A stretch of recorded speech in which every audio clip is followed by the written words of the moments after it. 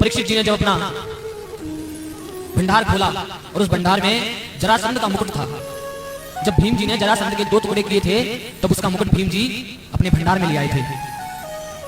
वो मुकुट देखकर परीक्षित जी के मन में हुआ कि चलो इस मुकुट को पहन लेते हैं।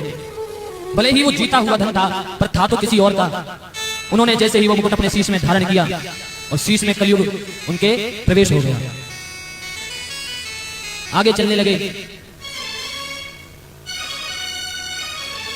आगे उनको बड़ी जोर से प्यास लगने लगी, गला सूखने लगा। तो उन्होंने एक महात्मा से कहा, हे महात्मा मुझे पानी दीजिए, मुझे जोर से प्यास लग रही है, मुझे जल दीजिए।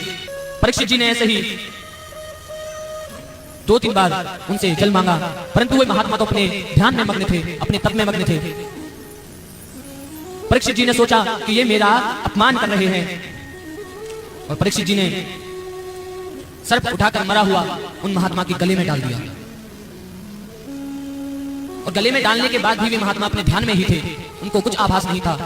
परंतु कुछ शिष्य और खड़े थे, उन्होंने जैसे ही देखा तुरंत दौड़े दौड़े श्रृंगी ऋषि के पास गए, जो उन्हीं महात्मा के पुत्र थे, जो अपने संध्या वंदन कर रहे थे। उनके पास गए और बोले कि आपके पिता के गले में एक राजा ने सर्प डाल दिया है, मृत सर्प। श्रृंगी ऋषि ने ना आओ देखा ना ताओ, और क्रोध में आकर जल हाथ में लेकर श्राप दे दिया और कह दिया कि जिस भी राजा ने ये किया है 7वें दिन उसको तक्षक सर्प कस के उसकी मृत्यु हो जाएगी, उसका शरीर जल जाएगा। परीक्षित जी वहां से अपने महल को आए और मुकुट उतारकर जैसे ही रखा, उन्हें सब आभास हो गया कि मैंने क्या गलती कर दी। वे विलाप करने लगे और सोचने लगे, अपनी पत्नी से कहने लगे कि देवी आज मुझसे बहुत बड़ा अपराध हो गया, मैंने एक महात्मा के गले में मरा हुआ सर्प डाल दिया। श्रृंगी ऋषि जैसे ही आश्रम पर आए, उनके पिता को सारी बात पता चली कि उन्होंने श्राप दे दिया परीक्षित जी को। उन महात्मा ने आंखें बंद कर देखा कि किस राजा को इन्होंने श्राप दे दिया। जैसे ही देखा तो पता चला परीक्षित जी को श्राप दे दिया।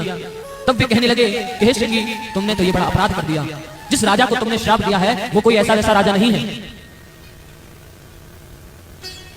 वो राजा इतना प्रतापी राजा है, इतना गुणवान राजा है, तुमने उसको ही श्राप दे दिया। तब वे महात्मा दौड़े दौड़े परीक्षित जी के महल में गए और परीक्षित जी से कहते हैं कि आपको मेरे पुत्र ने 7 दिन में मरने का श्राप दे दिया है।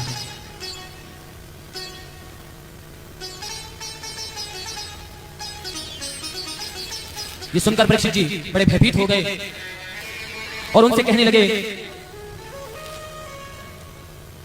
कि महाराज कोई उपाय बताइए, मैं इससे कैसे बचूं। तब उन्होंने कहा कि आप सुखदेव मुनि के पास जाइए, इसका उपाय वही आपको बता सकते हैं।